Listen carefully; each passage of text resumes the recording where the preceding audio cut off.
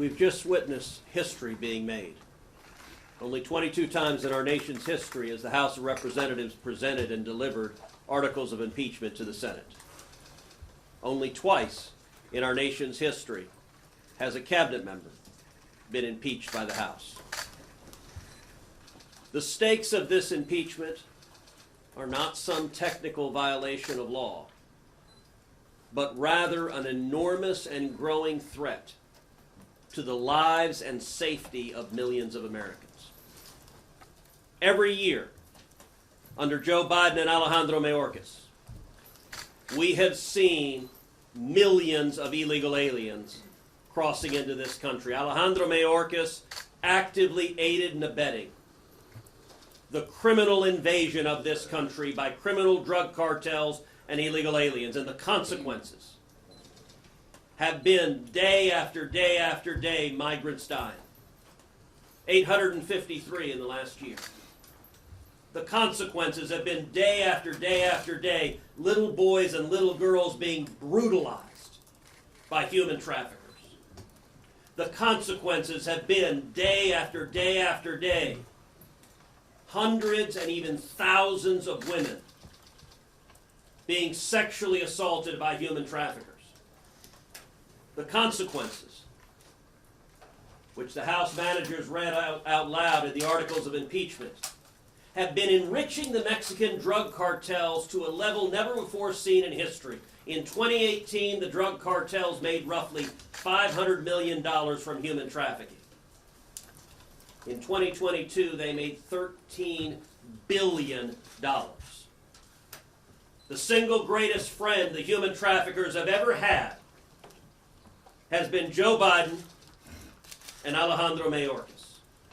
Because under their open border policies, the drug cartels have seen their revenues rise 2,600%.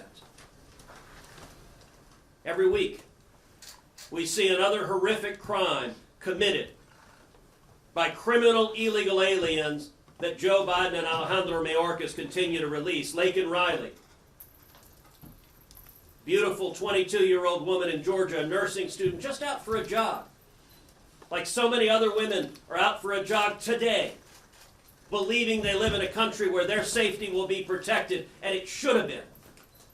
But Joe Biden and Alejandro Mayorkas deliberately defied the law. They apprehended her killer when he came illegally into this country. He was in El Paso.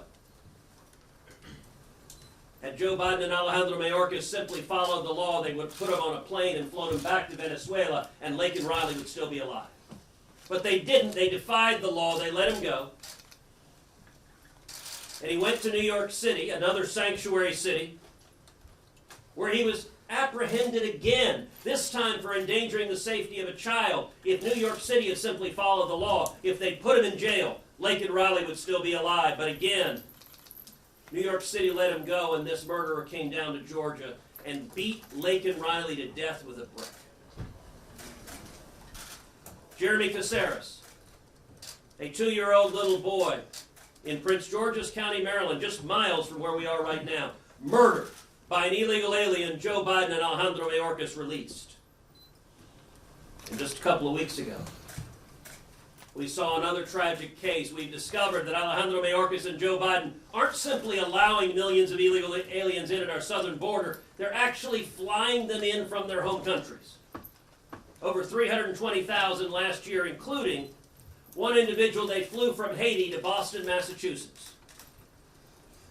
When he got here in Boston, Massachusetts, what did he do? Well, he was just arrested for violently raping a 15-year-old girl who's severely disabled.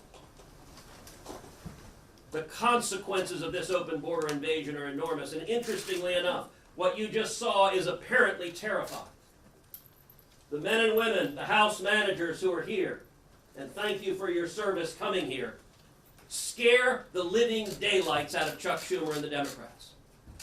Tomorrow we're going to see Chuck Schumer throw out 200 years of history, ignore the Constitution. Why? Because he does not want these managers to present the evidence of the people dying because of their policies. Not just that have died yesterday and the day before, but the people that will die tomorrow. You want to know how terrified the Democrats are of hearing the evidence?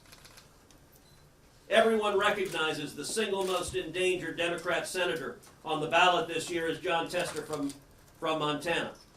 I don't know how many of the reporters were in the chamber for the reading of the articles, but Jon Tester was standing on the floor before the managers arrived. As soon as the managers arrived, Tester turned and ran, presumably into the cloakroom. And if you look at the Democrat side, virtually every Democrat was there, but Jon Tester was nowhere to be found. Because apparently it was too frightening to hear the managers simply read the facts of the people who were dying because of the policies he supports. And as soon as the House managers were done, as y'all walked off the floor, Jon Tester came from the cloakroom and was back on the Senate floor.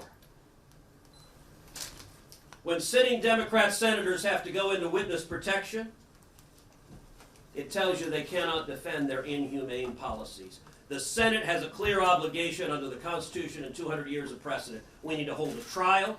We need to allow the managers to present the evidence. And then every one of us who is following the law should convict and remove Alejandro Mayorkas for aiding and abetting a criminal invasion of the United States of America. John Kennedy.